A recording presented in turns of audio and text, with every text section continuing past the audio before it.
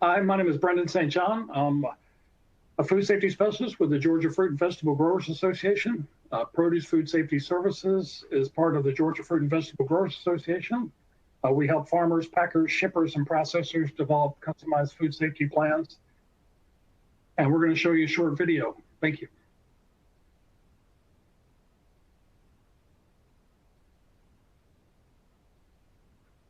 Highland is virtualizing the business of agriculture.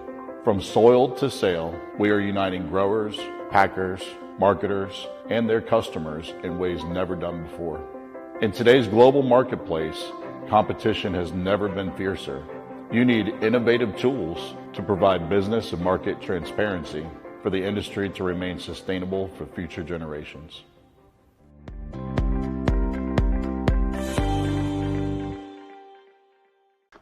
Hello, and thank you for joining the Food Safety Education Conference as part of the 2021 Virtual Southeast Regional Fruit and Vegetable Conference. As I said, my name is Brenden St. with the Georgia Fruit and Vegetable Growers Association.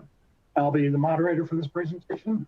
I'd like to thank Highland Ag for sponsoring the 2021 Safety Education Conference.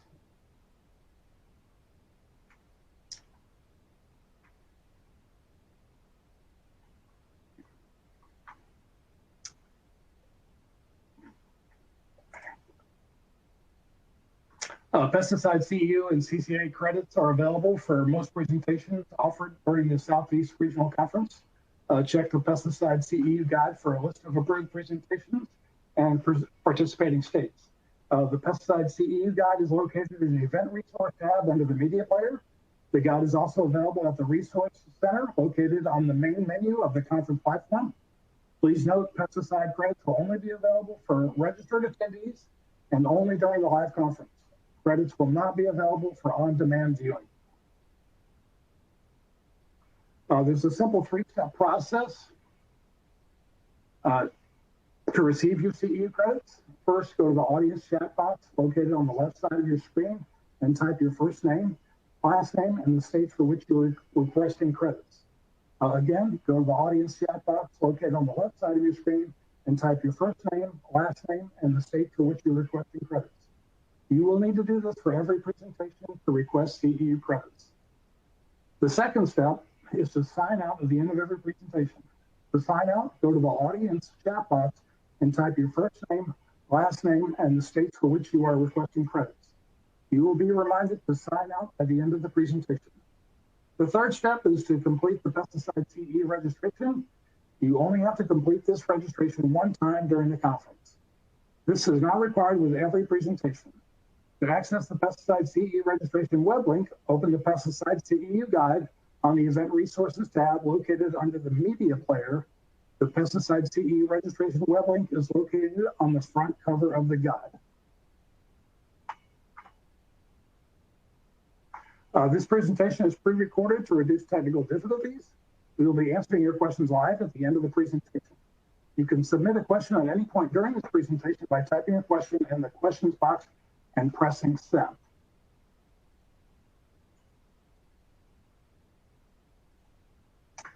Don't forget to thank our 2021 conference sponsors and exhibitors by visiting the virtual trade show and featured products pavilion. Lastly, don't forget to join us each morning for coffee chats and evening for the networking. Check the conference agenda for details. So today I'll be talking about what audit do I need? Figuring out which food safety audit your operation needs can be a daunting task and depends on several factors, including the size of your operation, your buyer's requirements, and your business goals. In this talk, we will be discussing the pros and cons of various audit schemes, as well as general recommendations to assist you as you select the guide for the audit that's right for you. This presentation does not endorse or recommend one audit over another. The right audit for one operation may not be what's best for another. If you are considering a third-party audit, without the direction from a buyer, I suggest that you consider carefully.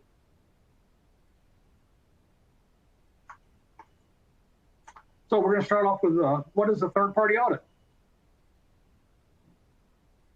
A third-party audit is when a food business hires an independent auditing firm to complete a food safety assessment of their operation. Ultimately, the value of any food safety audit program is buyer acceptance.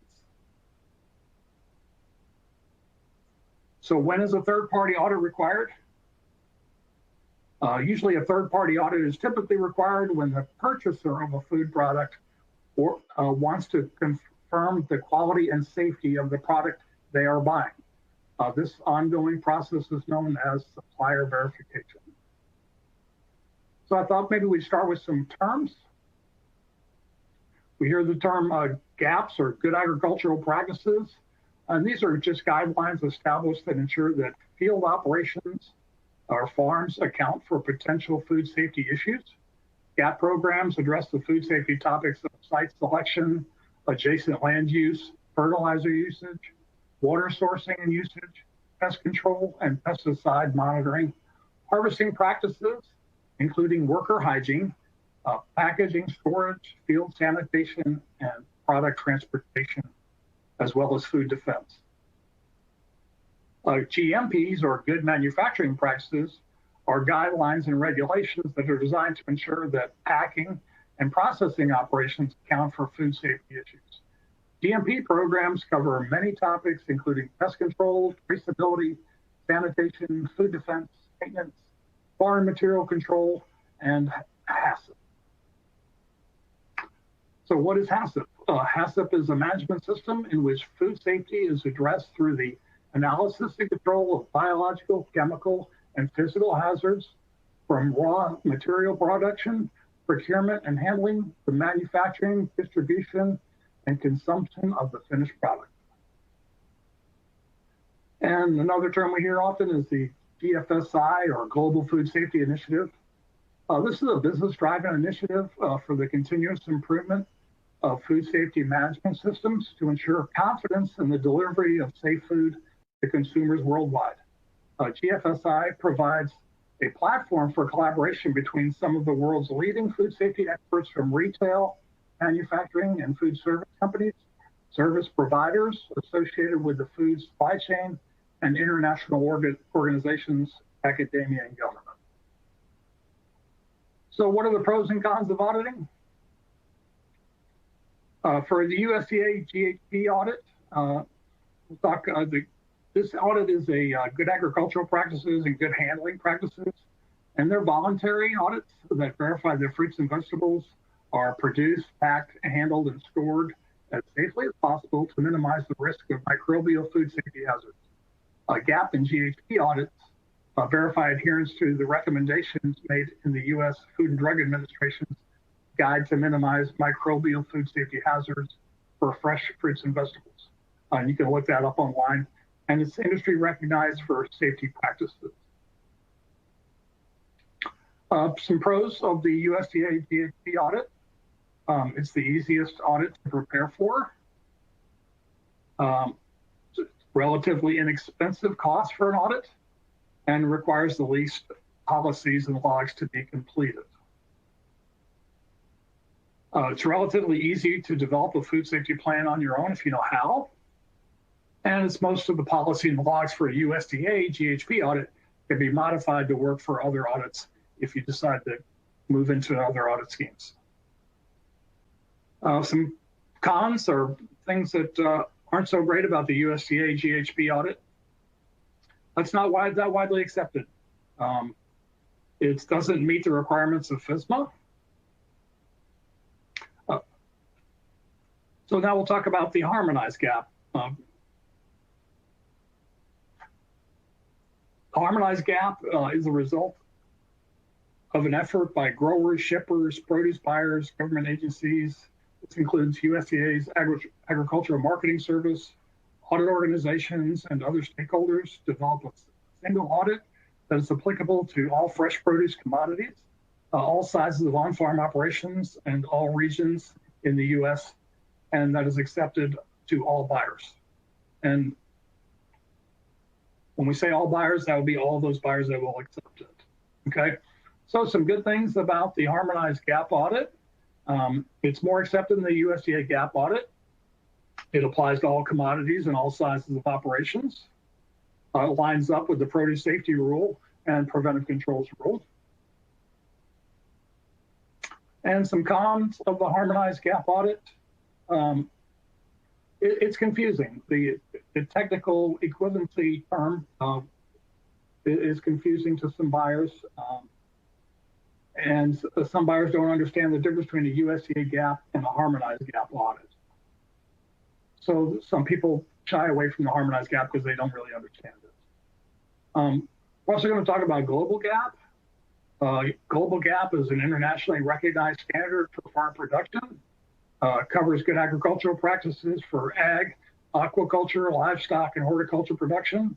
It also covers additional aspects of the food production and supply chain, such as chain of custody and compound feed manufacturing. Some good things about the Global Gap Audit. It's easier to manage year over year. Just have a few risk assessments and some water testing to do.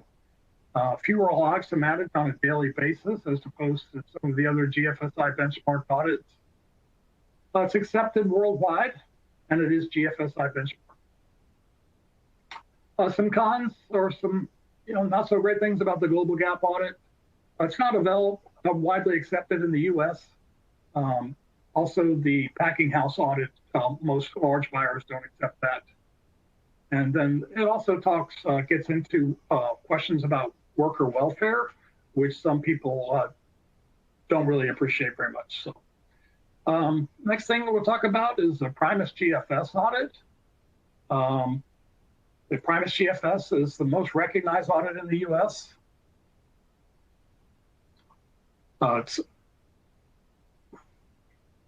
Excuse me, I'll stop there.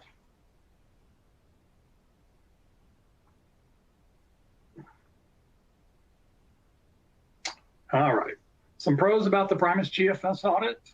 It's the most recognized audit in the U.S. And that's the best thing about it.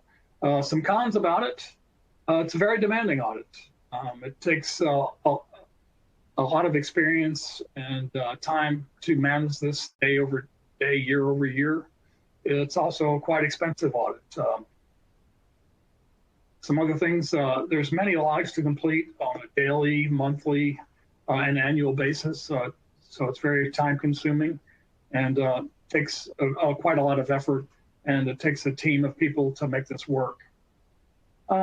It has some very specific SOPs that you need to be able to write specifically to meet the expectations in the audit to get all of the points that you want for the audit.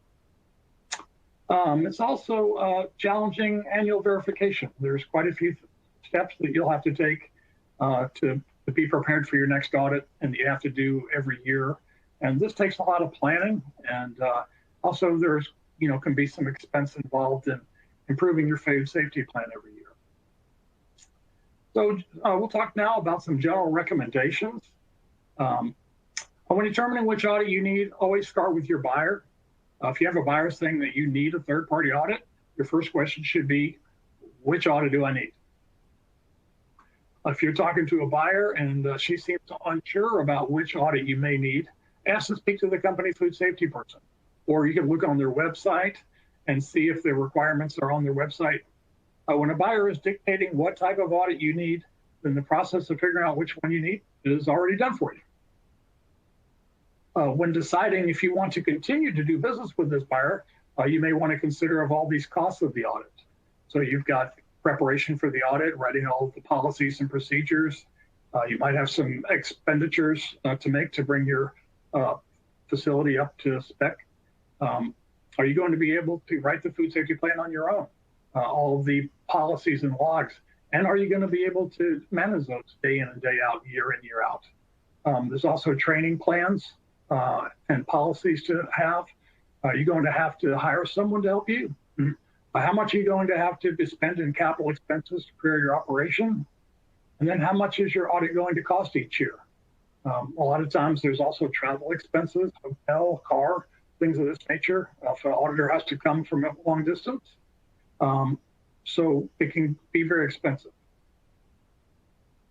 If you're wanting to get an audit because you are looking to grow your business, then it can be helpful to identify who you're hoping to sell to and finding out what their expectations are.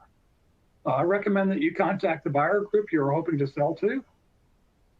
And do they need a new supplier for the commodities that you have? And you're going to find that out by building a conversation with them and getting to know them. And then you need to know, can you consistently supply the volumes they are looking for? This can be a problem for small farms. If you're looking to get into a wholesale market, are you going to have enough supply and meet the demand for what that buyer has?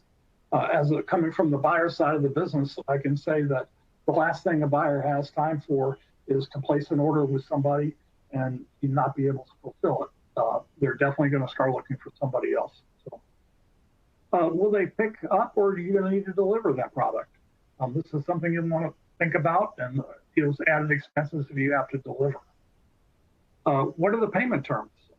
When are you going to get paid? And then what is their reputation for paying on time? Not everybody pays the way they should, so you want to do some background checks and make sure that the people that you're selling to are going to write that check and it's going to clear the bank. So some recommendations if you're considering getting an audit without direction from a buyer, do the legwork up front and build those relationships with the buyer. Go meet them in person and bring some of your samples of your products. Be patient and consistent. Just because you reach out to a buyer, that doesn't mean that they're going to start buying from you. This buyer-seller relationship takes some time to groom sometimes. And so be consistent, be persistent, and be patient. And good luck. Thank you. Don't hesitate to reach out with any questions. Again, my name is Brenden St. And there's my contact information. Thank you very much.